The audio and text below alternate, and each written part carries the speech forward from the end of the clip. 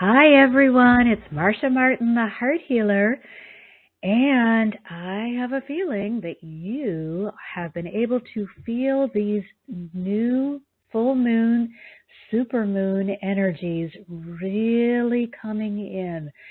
So that's why we're here to talk about winning today.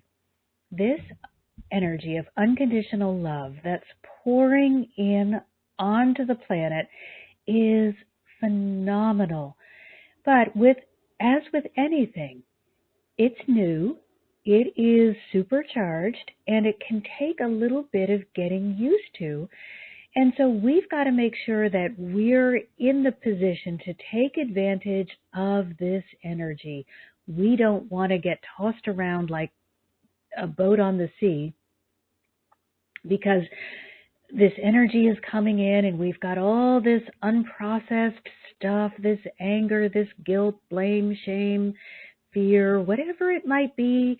We've got all this stuff that we're hanging on to, and then this beautiful, powerful new energy comes in and we feel like we want to burst wide open. Because remember, Jesus told us you can't put new wine into an old wineskin. The new wine is going to expand as it ferments and it becomes knowledge that you can use. Don't try to put your new information or this new energy on top of old stale programming. You're going to feel like you want to implode. Let go of those things that aren't working. Step into your authentic self, which is the person who came here to be a winner. You are born to win. Not at everything. There's enough for everyone, so no one person is going to be able to win everything. But everyone is going to be able to win something. And that's what we need to focus on. What do I do better than anyone else that I can enhance and be a blessing to the world and to myself? That's what I want you to focus on. The game is not winning at everything. It's finding the thing that you're good at and offering that. And then it feels as though you are winning at everything because you're so in alignment, things flow easily to you. But as always, let's take a look at what my guides want to share with us about how to do this optimally, how to win at anything. Dearest ones, what you don't seem to understand is that the universe is rigged in your favor. The desire of your benevolent Creator is that you should win at all things. It's not that God is out to get you. It's that God is actively supporting and guiding you towards success. Your dream for yourself is far less grand than God's dream for you. So why aren't you winning at everything? Every time. Now, let me tell you, if you're anything like me, I was you could not convince me that the universe was not against me, that somebody was out to get me, that things were never going to change and they were never going to get better, and I always did everything right and somebody else screwed it up, or whatever story I had running. I didn't want to know that I was responsible. And because of that, I spent very little amount of my day winning. So why wasn't I winning? Why aren't you winning? The secret is simple. You aren't winning because a part of you doesn't want to. Now, that was a lot for me to hear, and I rejected it when I was first presented with that information. But let me tell you, I was in the lack game. And if you're playing in the lack field, you can't allow abundance to come in because they're two conflicting stories. So, you may believe you're not worthy, you're not capable, or if you win, someone else may lose. That was also an issue for me. I don't like to see the other person lose. So it was more comfortable for me to lose. First of all, that met with my expectation for my life. So that felt comfortable. But also, as an empath, I could feel their pain when they lost, and I didn't want to feel it. So easier for them to win. But none of that is part of the universal truth, part of God's truth. It's a piece of the illusion you've created to accompany you on your physical journey. When you agreed to participate in a physical incarnation, part of the reason you wanted to do so was to experience growth. Now, we talk about this every time, but let me tell you, when you get here and you start running up against some of those challenges that you thought you wanted to experience, it isn't always that fun. So make sure you're gentle with yourself. Ouch, I don't like this challenge. Why is it here? Those are okay things to ask. What is going to impede your progress is, I always lose. Everybody's against me. Nobody will help me. I'm trying so hard and I'm doing the best I can. Those are not growth statements. Those are victim statements. Ouch, it hurts. Darn, why did I pick this challenge? That's just recognizing it's tough and I'm going to do it anyway. Growth happens most quickly and most expansively when you're pushing against something or when you have an unwanted thing to compare to that which is wanted. When you're constantly reminded of what you don't want, when you're constantly running up against unwanted products that you've created, when you have a goal that you've got to stretch, to grow, and to be everything you were meant to be before you can achieve it, then you begin doing the work of winning and of change. Now, while I was stuck in the mindset that God does not want me to win because I came here to be a helper, to be a servant, to serve others that are more deserving or have had a more difficult time than I have. While I was participating in that mindset, I could not open up and receive what God wanted me to receive. So God had a vision for me of what my life was going to be like. And I had a vision for my life of what I believed God wanted my life to be like. And one was poverty. That was my version, and service. And God's was abundance, joy, love, peace. God's was fabulous. Somehow I drank the Kool-Aid and believed that loving service was all about living in abject poverty to prove that you were really a good servant. Now, things never got that bad, but I allowed them to get pretty bad before I got a hold of the fact that that was my story and not God's truth. So, winners are not born. You do not need to be born into a family of winners. That's not part of the equation. They are always created by sifting through what is unwanted. A winning attitude is one in which the winner has decided they deserve whatever the prize is. Remember, I told you I didn't believe I deserved any prize, and so I didn't get any. Or the thing that I had going on that was really weird is I would set a goal, and I'm very goal-oriented. I'm very good at doing what I'm saying I'm going to be doing.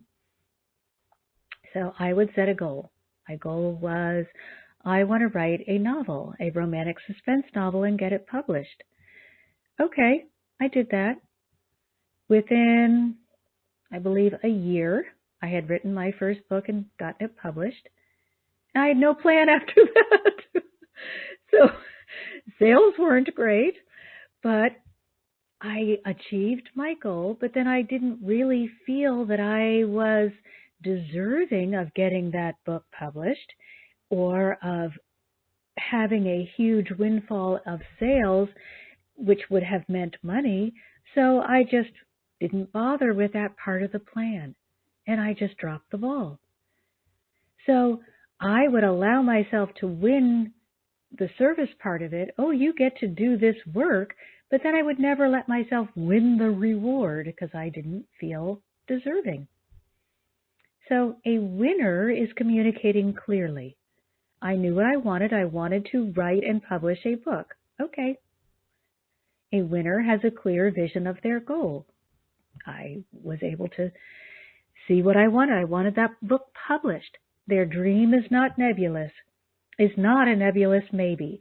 It's a powerful certainty so real that it appears tangible in their mind's eye. Once I made the decision, I could visualize the entire book from beginning to end, written and edited. Never wavered from that, was able to achieve that relatively quickly. But I had no plan beyond that. A winner doesn't rely on excuses when results are necessary.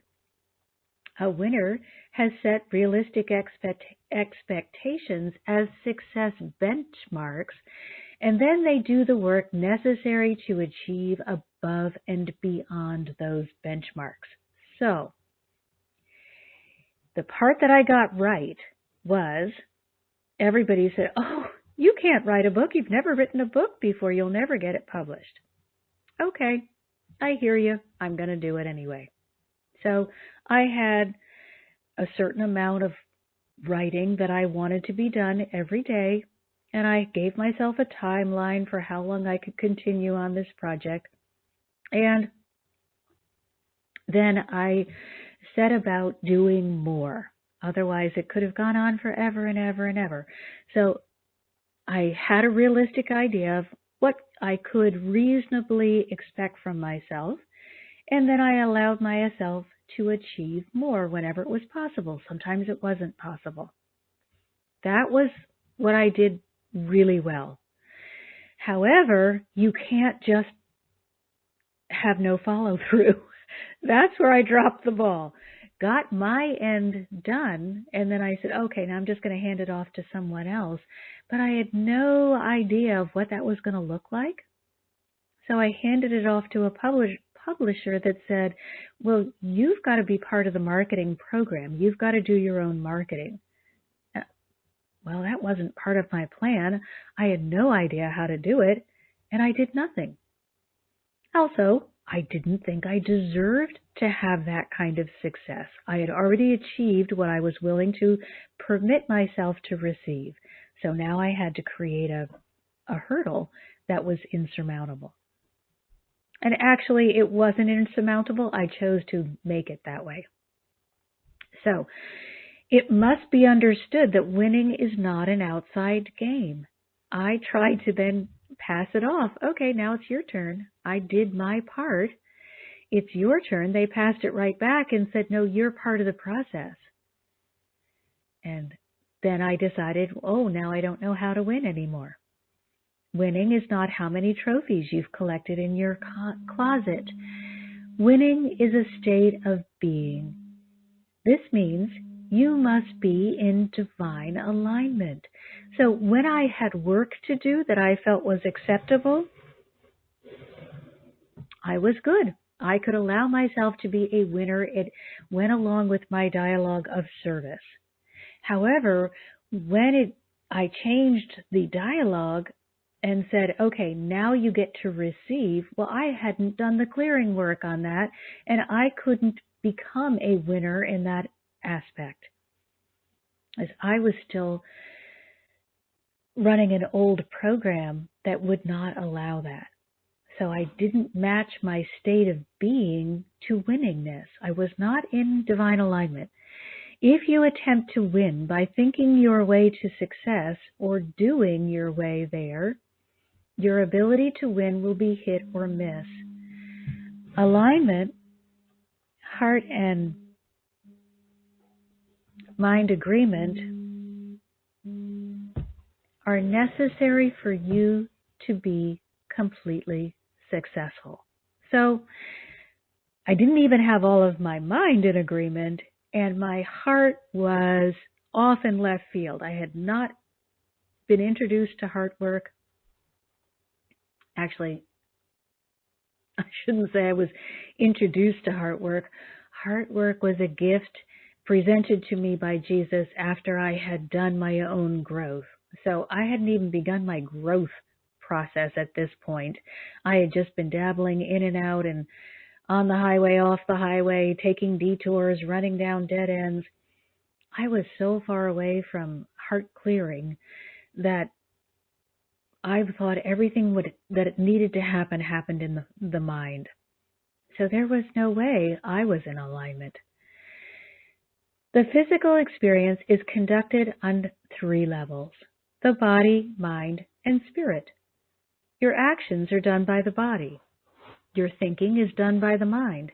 But the most dominant participation is done with the subconscious mind, or the spirit that rules the energetic and determines where you place your energy when you're not actively paying attention. Now, this is so powerful because the subconscious mind is ruled by the heart. The heart is the largest energetic center in the body. So you can do what I did. I had years and years and years of schooling in psychology. Years. I worshiped the mind, did every kind of study in abnormal psychology that you could have because it fascinated me so much. But the game is played in the heart. We spend more time not paying attention than we do paying attention. So you must get in there and clear the heart if you're going to be successful. The mind will do what the heart tells it to do. In other words, when your mind wanders, where does it go? That's how you know what's going on in the heart in the subconscious space. Do you go toward the positive and feel satiated by all that you have and all that you are? Or do you go to the negative and feel empty, in a state of lack, because you're focused on what's missing? When you become practiced in following the thread of your subconscious mind, winning will become easier.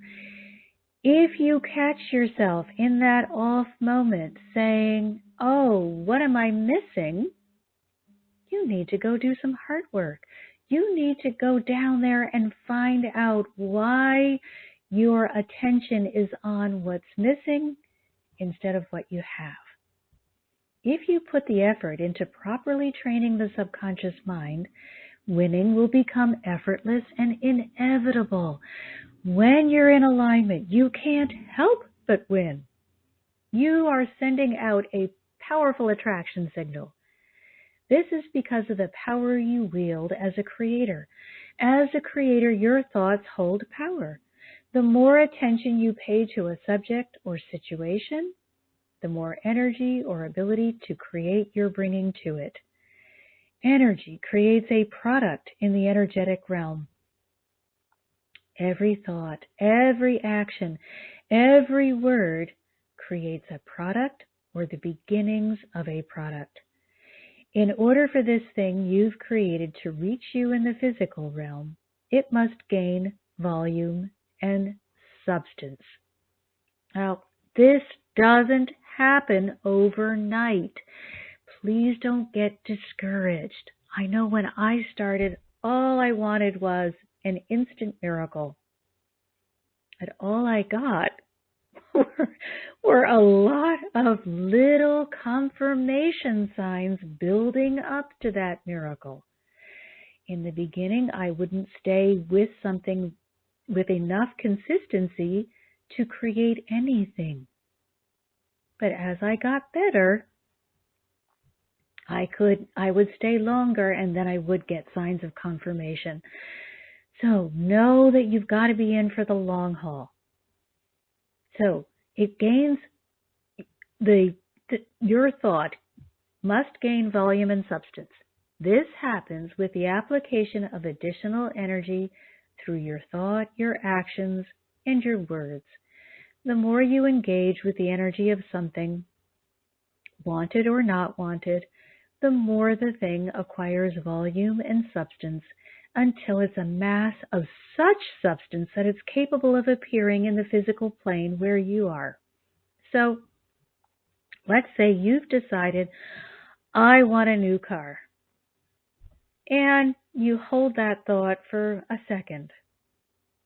That is not enough time for that energy to collect around the idea of a new car, for it to gain enough mass in order to become a physical product in your reality. You need to hold that thought and love that thought and cherish that thought and get into the feeling place of that thought until it is as though you are driving the car. And then you will still need to hold that energy until the car actually appears. It is not a one or done kind of thing. Therefore, those who have become expert at winning are not those who have things handed to them throughout their lives. No, those who win are those who have learned how to control where their attention goes when they're not paying active attention. So going back to the car analogy, if when I'm paying attention, I'm thinking, oh my gosh, I want this beautiful new car, and I've got the make and the model, and I'm in that driver's seat, and I can smell the new car smell, and I can feel the ride, the way the car is going to handle, and then when I'm great while I'm really on it.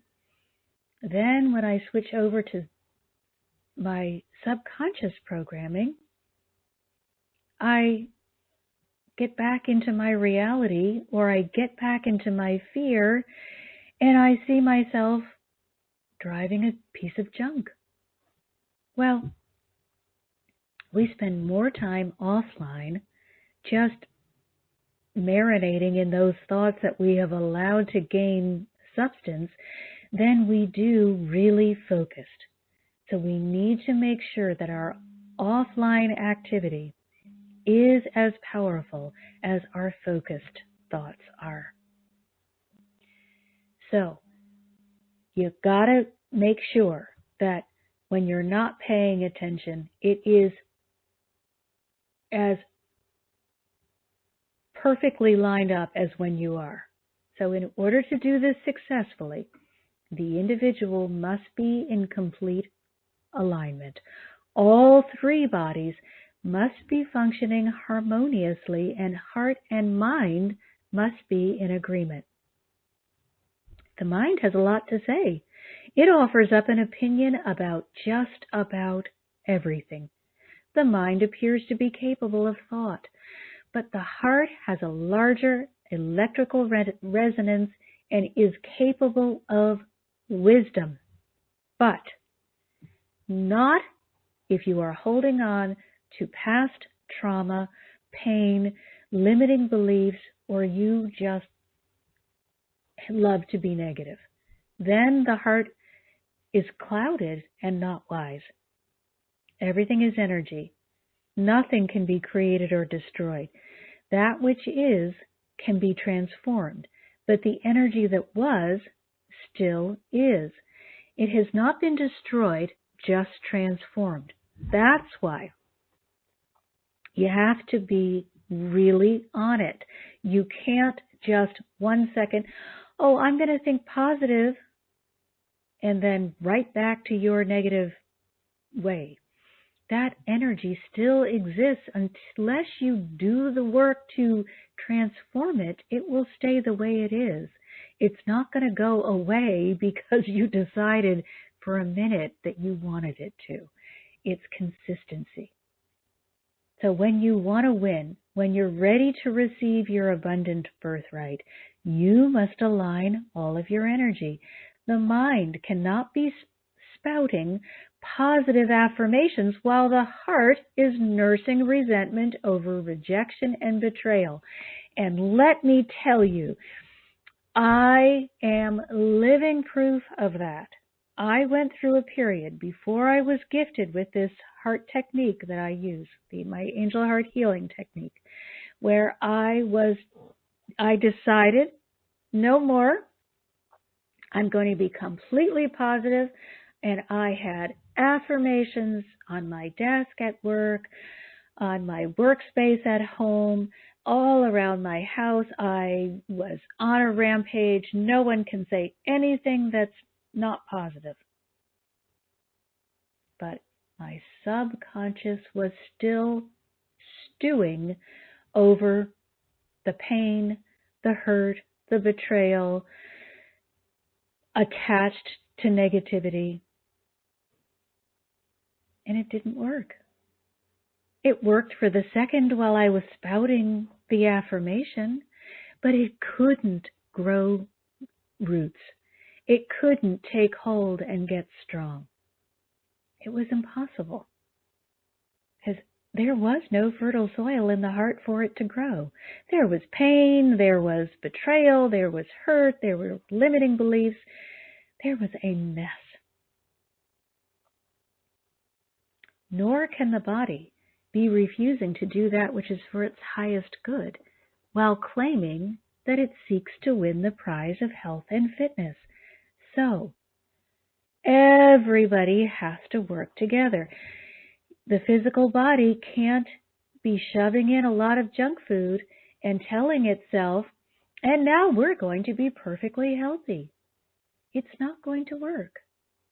You cannot lie to yourself and claim something different and expect that it's going to all work out. A positive affirmation is wonderful. However, a positive affirmation will not heal whatever has happened previously. It can be a Band-Aid. It may stop the bleeding or stop more dirt from getting in there, but unless you get in and clean out the dirt, that wound is going to be infected and cause you a big problem. Winners cannot lie to the universe and win. You can lie to each other. You can lie about your circumstances, and you can even lie about your goals, and you'll probably find someone who will believe you. But if you want to win, instead of just talking about it, you cannot lie to the universe. To win consistently, you must align your bodies, physical, mental, and spiritual, so that each part of your being is committed to the same goal. Then you must go even further and align the minds, the conscious ruled by the brain, the subconscious ruled by the heart, so that you are of one mind. If you find a contradictory thought, if you feel a competing desire, you must decide what you do want and discard the rest. You can't say one day, "Ooh, I'm going to eat all the junk food in the cabinet." And the next day, "I'm going to go on a strict diet." And the next day, "I'm going to eat all the junk food at the end of the week, wonder why you've made no progress. You have to be of one mind and one body. And by one body, the physical, the mental, emotional, and the spiritual must be in agreement. Otherwise, it's like doing U-turns constantly and wondering why you're not making any progress. Train the mind, clear and heal the heart, discipline the body so that you present a united front and the prize you desire will be yours. Winning will be inevitable. When you are in alignment, when you are clear on what it is that you desire, you will win. Absolutely. It cannot be withheld from you. The only reason you're not winning at everything right now is because you are not desiring to do so. Some part of you says, nah, that isn't that important, or this doesn't have any real meaning to me, or I don't think I'm good enough to win that. Something, you're throwing a monkey wrench in there somewhere. Now, when I say winning at everything, it doesn't mean that you decide, oh, I want to be the best athlete ever, when you have absolutely no athletic ability. You came with something that you could do better than anyone else. I absolutely promise you that. And when you're willing to stay in your lane and do the thing that you do best, you can line up your body and then all your bodies, not just one. And then your life will get into a state of flow and it will feel magical, as though you are winning at everything, even though you still may not be able to win a sports competition. So please don't leave class today and say, I can do anything I want. Yes, you can, within reason. Come on, let's not throw our common sense out the window. If you're really not good at something, let someone else be good at that. Do the thing you do well. Why waste your energy running after something that doesn't speak to your heart anyway? So let's take a look. And then I want to hear what goals you have set for yourself and support you in those goals. So I want you to look at life like it's rigged in your favor. We've spent so much time being taught, especially here in Western society, that God was against us, or that good guys finished last. Let's let go of that. It is rigged in your favor. The cardinal rule in the spiritual realm is what you focus on expands. So, assume that you're going to win, and that you're going to be helped, and that everything is easy. So, what are the 3 points of focus? You're going to win. You're being helped, and it's easy. And if you allow that to be what you focus on, winning will be inevitable for you. Now, remember, they also told us that we have to allow ourselves to win. So give yourself permission. Let's do it right now. Repeating after me, and everybody's on mute so you can say it out loud. I give myself permission to win every time it's for my highest good. Now, we built in a fail-safe, so that you're allowing God to be in charge. You're not saying, I know better, but you are saying, hey, I've given myself permission to win every time it's for my highest good. Now I'm no longer standing in my way. But I'm also not going after those things that are not going to serve me well. I'm not going to find myself running after foolishness. I'm not going to waste my energy. You want to let go of false modesty and use the caveat that whatever is for my highest good to defeat the ego. That way you won't have to worry about that false modesty. Oh, no, I'm not that good at it, or that kind of thinking or behavior. No, if it's for your highest good, you go for it. Absolutely. There's enough for all. So it's safe for you to stop competing for the same slice of the pie. Nobody needs to share a slice of pie. There's a slice for everyone. Let go of whatever isn't working because it wasn't meant for you. You just got confused. Embrace what is unwanted instead of pushing it away or running away in fear. Start having conversations with the unwanted. What is this trying to teach me? What am I supposed to learn here? Everything that exists in your life, you've either created or you've agreed to experience it. So, once you get something that you feel is unwanted, you can say, what are you trying to teach me?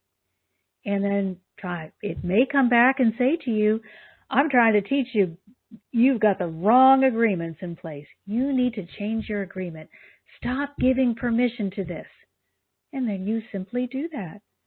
Oh, I didn't realize I was giving permission to fail, to, I don't know, fill in the blank.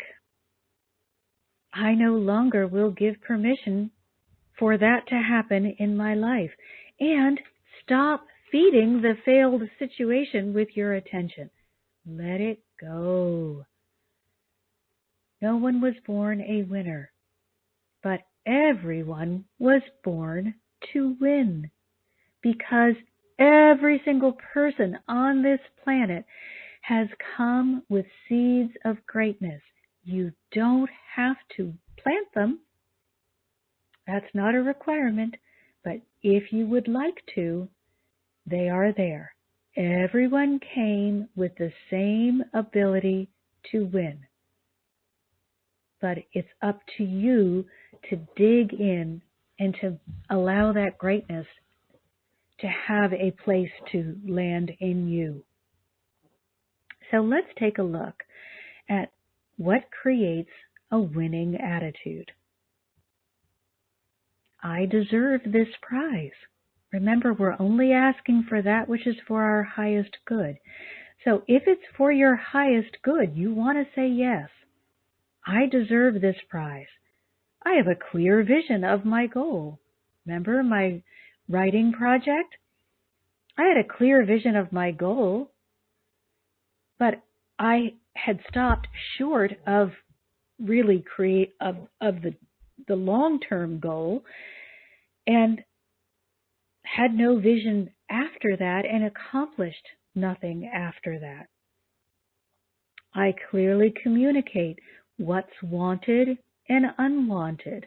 Again, back to my writing project. I wanted to write a book and get it published, so I did.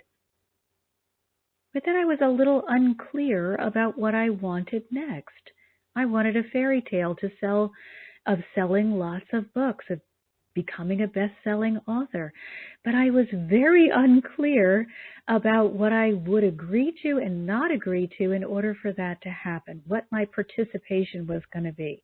I kept doing U-turns in that section, and so I went nowhere. I no longer make excuses. Well, I had 1,000 excuses for why I wasn't going to do the marketing. I have realistic expectations. If you set yourself a goal that is so unrealistic it cannot be met, you're not going to be successful. You're going to give up. You've got to set realistic expectations that you can meet so that you get some satisfaction along the way.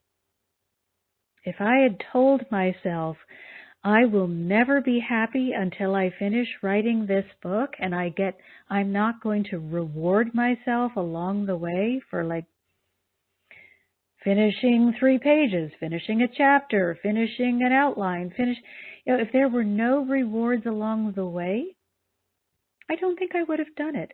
So remember to create a realistic expectation, reward yourself for meeting or beating that expectation, and then set a new one. Here's another one. I do more than necessary to achieve above and beyond. The people that win, and Michael Jordan comes to mind, they asked him, what makes you so great? And he said, well, I got cut. I didn't make the cut as a junior varsity player on my high school basketball team. And that lit a fire in me. So I went out and I practiced and practiced and practiced and practiced. He went above and beyond because he had a dream. I have aligned with divine mind. If me at 5'2", almost, not quite, said I want to be Michael Jordan caliber basketball player, it's really not a very realistic dream. Could it happen? Maybe, but not likely. So I'm really not in alignment with divine mind. Really check on your goals. Why are you wanting to achieve it? Does it feel good to your heart, or does your ego tell you it's a wonderful prize? All of my cells, my bodies, are in agreement. So we want heart-mind agreement. Remember, heart first after it's cleared, and then the mind will follow, and you must be physically, emotionally, mentally, and spiritually aligned. You can't be one way in one sense and another way in another sense. I am successfully directing my conscious mind. I am successfully programming my subconscious mind by clearing and healing my heart. Are you hearing the amount of responsibility that comes with a winning attitude? My thoughts are predominantly positive. I pay attention to and consciously direct my energy toward all that is wanted. Winning doesn't just happen. You create it. I surrender to all that is for my highest good. You're not pushing against growing or that which is for your benefit. I am truthful about my state of being. If you are out of control, admit it and do something to fix it. I have times when I look at myself and say, I'm out of control. I need to get myself back under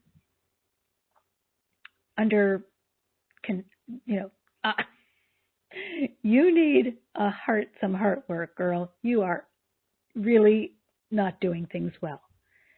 It happens. We are human. We will make mistakes. Just be alert and correct it when it happens, as soon as you notice, without shame or blame or criticism. Not necessary.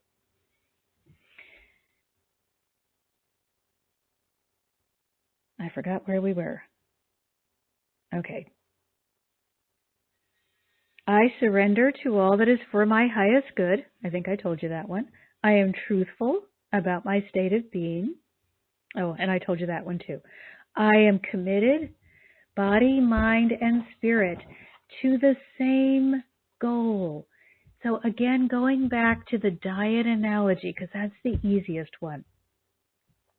You cannot say, oh, I want to have a perfect body in great physical shape, and then sit on the couch and watch TV for a year. It's not going to happen, and it's just silly to participate in that thinking. I accept my limitations and can't read my own writing. Oh, and make accommodations. Okay, so here's another one. Being not quite 5'2", I'm at the grocery store and I need something on the top shelf. Well, I can just, if it's at the front of the top shelf, I can just barely on my tiptoes reach it down. This happened to be all the way to the back of the top shelf. Now, over the years, I've gotten really good about climbing the shelves. And there are people, the workers are like, oh, you're going to hurt yourself. I'm like, heck, I've been this size forever.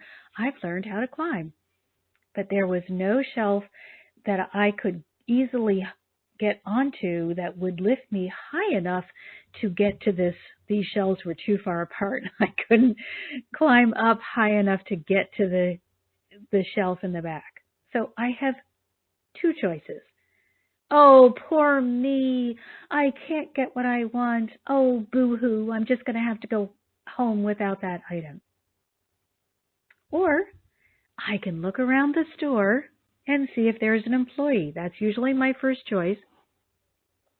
This particular trip, there was no tall employee close by. So I went up to a random stranger and asked them to lift something off the top shelf. You know what? No one has ever refused to get me something off the top shelf. So I recognize that I have a limitation and I make an accommodation.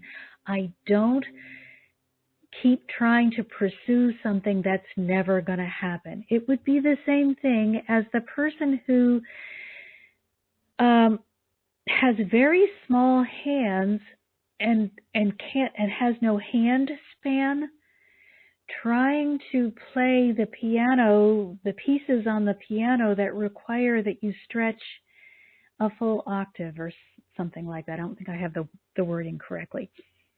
If you can't physically do it, and there's no accommodation that you can make to fix that, it's probably not for you. You can find other things to do. You don't have to sit there and be angry. So what's not on the list? What is not part of a winning attitude? I always win. No, you don't. Sometimes you're going to fail. You're going to fall right down on your face. And when you do, no complaining, no quitting, no self-pity, and no blame. You're always going to receive your highest good, and that may not feel like you've won. But get used to that being winning to you, and you're going to feel magnificent. So let's say my highest good is to have to run around the store and find a tall person. Well, I can complain about that, or I can say, oh, thank you so much, strike up a conversation with the person and find out they were looking for someone to help them heal from past trauma. And there's a win-win for me. You also cannot tell yourself that I can lie and cheat without consequence. Every action has an equal and opposite reaction. Your misdeeds will find you. I don't know when, but they will find you. I don't have to be disciplined or have singular focus. If you're all over the map, your results are going to reflect that. Now, you can tell yourself anything you want to, but if you really want to win, you're going to need to have the winning attitude and not these excuses, not participate in this what's not on the list behavior.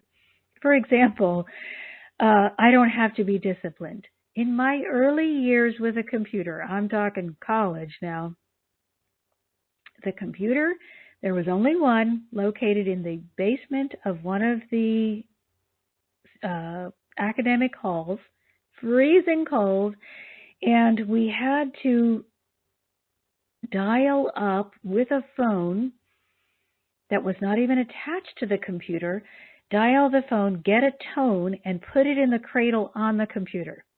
And that was the first part. And half the time we didn't even get that right. We would miss the signal and have to start over. then we had to program the computer with exact words.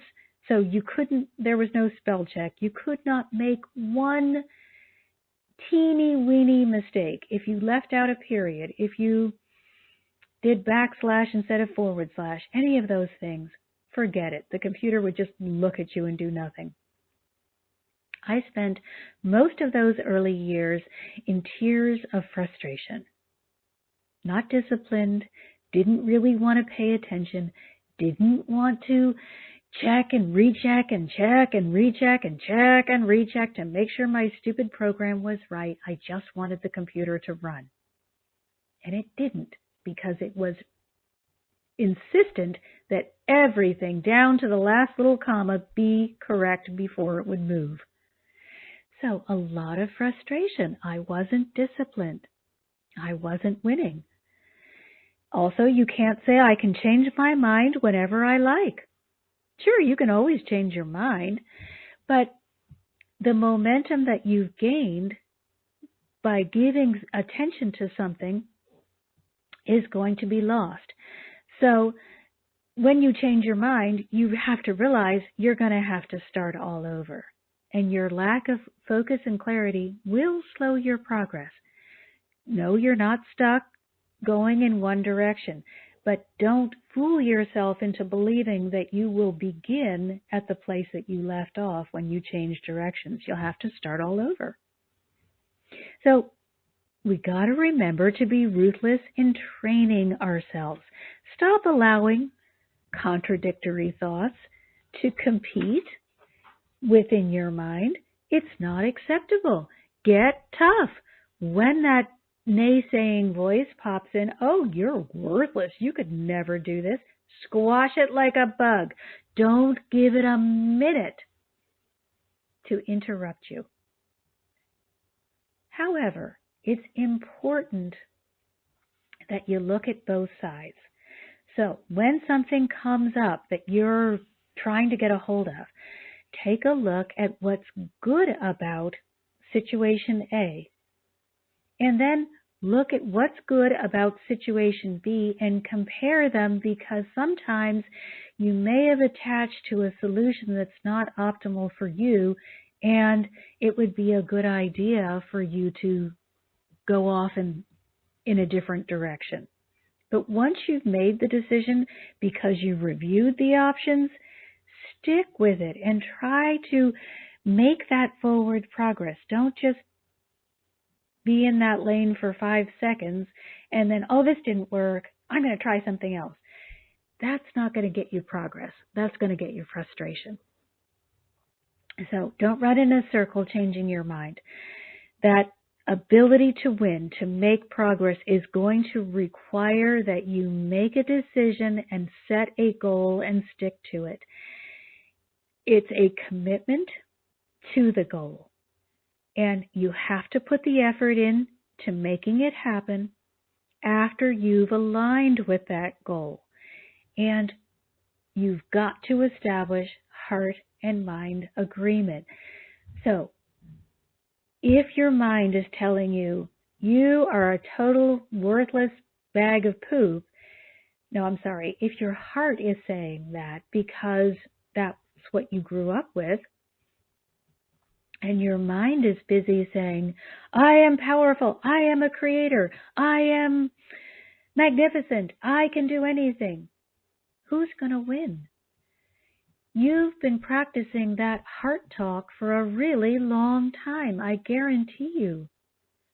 Those affirmations don't hold a candle to the amount of the deep groove that you've worn in the heart over the years.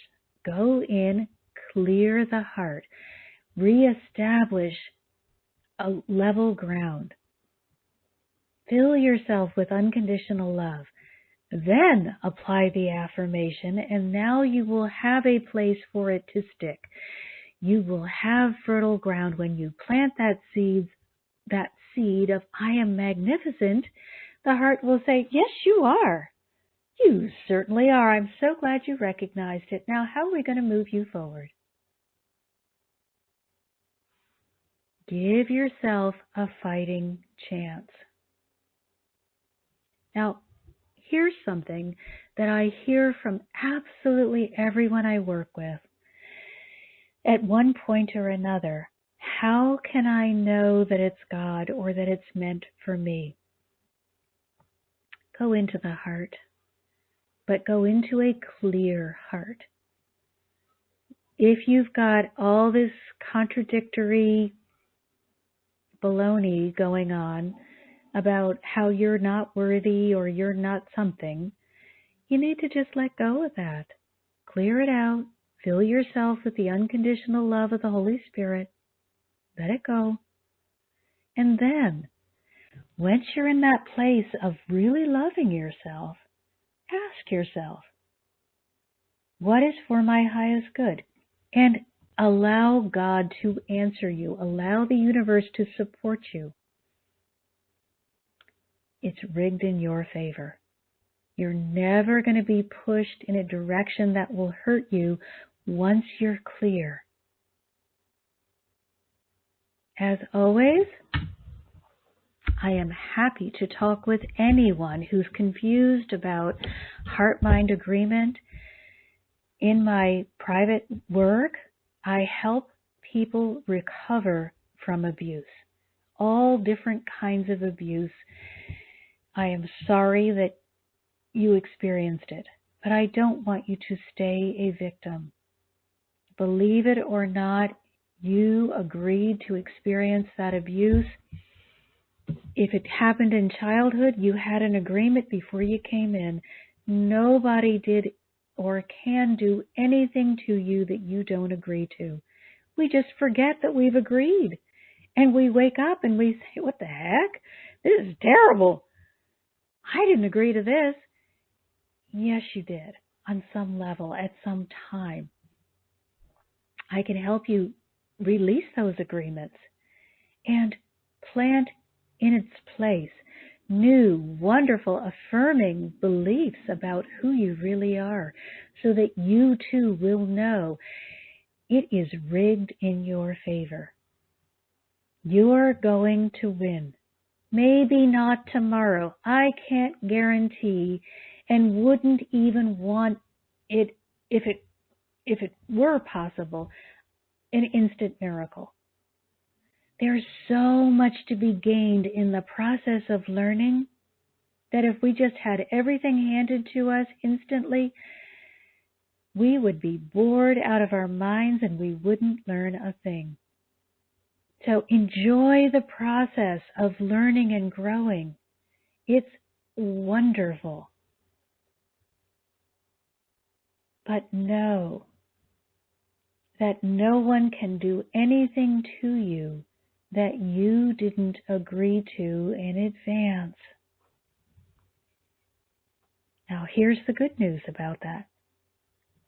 If you had a hand in creating the way your life is now, you absolutely can create for yourself heaven on earth.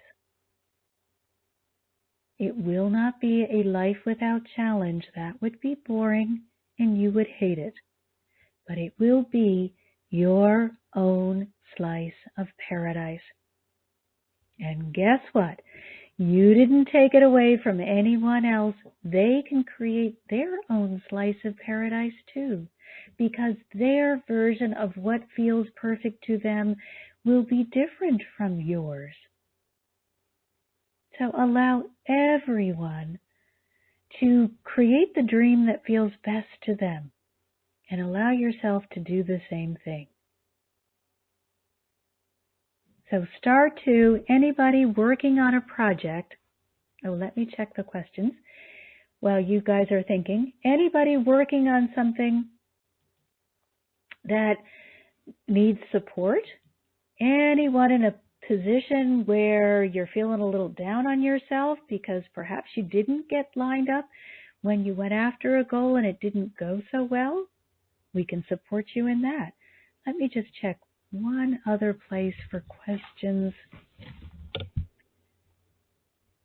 Sometimes they don't pop up on this screen and I've got to go to my email. I forgot to open that tab, so give me a second here while I'm trotting over there.